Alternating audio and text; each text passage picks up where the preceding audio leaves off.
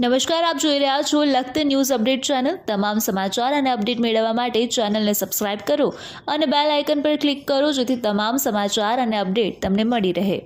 લખતર આદર્શ રોડ ઉપર લખતર સ્ટેટ ઝાલા કુટુંબ લખતર ઝાલા ક્ષત્રિય સમાજના સુરેન્દ્રદાદા દર્શન કરવા માટે એટીવીટીમાંથી બનાવેલું નાડું તૂટી જતા રોષ। લખતર ગામના કોઈ પણ કામમાં ભ્રષ્ટાચાર બહાર આવે ત્યારે સૂત્રોના જણાવ્યા મુજબ કામમાંથી રૂપિયા કાપી લીધાનું જણાવતા અધિકારીઓ। લખતર ગ્રામ પંચાયતમાં મહિલા સરપંચ દ્વારા ચાર્જ સાંભળ્યા પછી આશરે 1 કરોડ રૂપિયા કરતાં વધારે રૂપિયાના વિકાસના કામ કરવામાં આવે છે। મોટાભાગના કામમાં ભ્રષ્ટાચારના આક્ષેપ કરવા સાથે એસીબી સહિત અનેક રજૂઆત કર્યા પછી કોઈ પણ કાર્યવાહી કરવામાં આવતી નથી। આથી અરજદારને કોર્ટમાં કેસ દાખલ કરવાની ફરજ પડી છે। અનેક અરજદારોએ યોગ્ય તપાસ ન થાય ત્યાં સુધી પેમેન્ટ નહીં કરવા ગાંધીનગર સુધી લેખિતમાં રજૂઆત કરવા છતાં પેમેન્ટ પણ કરી દેવામાં આવ્યા છે। આ લખતર આદર્શ રોડ પર સુરદાદાના મંદિર પાસે એટીવીટી યોજનામાંથી ભૂંગળાવાળું નાડું બનાવવામાં આવ્યું તે નાડું તૂટી જતા રોષ ફેલાયો છે। અત્રે ઉલ્લેખનીય છે કે મફતિયાપરામાં જવા માટે બનાવેલ નાડું 15 દિવસમાં તૂટી જતા રિપેર કરવાની ફરજ પડી હતી। ત્યારે ઉલ્લેખનીય છે કે હિતેન્દ્રસિંહ ઝાલાની વાડી સામે બનાવેલું નાડું પણ ઉપયોગમાં આવે તે પહેલાં તૂટી ગયું છે।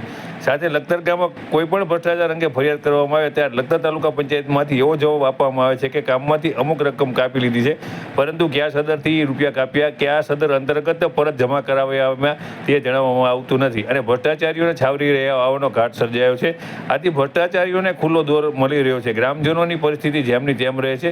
ત્યારે ગામ લોકોમાં ચર્ચાતી વિગત મુજબ આ ચૂંટણી સહિત આગામી બધી ચૂંટણીમાં આનો જવાબ મતદાર આપશે અને હાલમાં આ અંતર્ગત ચૂંટણી બહિષ્કાર અથવા મતદાન નહીં કરવાની પણ શક્યતાઓ રહેવા પામી છે।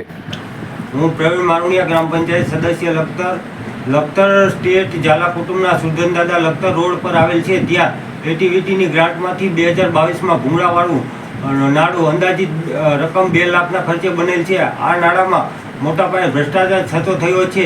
એટીવીટીના અનેક કામોમાં ભ્રષ્ટાચાર થયો છે અને આ એટીવીટીનો વહીવટ ભાજપના નેતાઓ જ કરી રહ્યા છે। આ બાબતની અનેક વાર રજૂઆત પીએમઓ કચેરીઓ સુધી કરેલ છે પરંતુ અમુક સ્થાનિક નેતાઓ ભાજપના જ સાથ સહકાર અને જ્ઞાતિવાદને પ્રોત્સાહન મળે અને જ્ઞાતિજનોનો બચાવ થાય તેવી રીતે તેમને લખતરથી લઈ દિલ્હી સુધી બચાવવામાં આવી રહ્યા છે। લખતર ગામની જનતા સુવિધાથી વંચિત રહે છે। અમુક વિસ્તારોને બાદ કરતા બાકીના તમામ વિસ્તારોમાં રોડ, રસ્તા, લાઇટ, પાણી અને ગંદા પાણીના નિકાલની ગટરથી વંચિત રહે છે અને ગંભીર રોગચાળાનો ભોગ બને છે। આના માટે જવાબદાર કોણ? અધિકારીઓ કે પદાધિકારીઓ કેમ અનેકવાર રજૂઆત કરવા છતાં ભ્રષ્ટાચાર બાબતે મૌન સેવી રહ્યા છે। અસ્તુ, જય હિન્દ।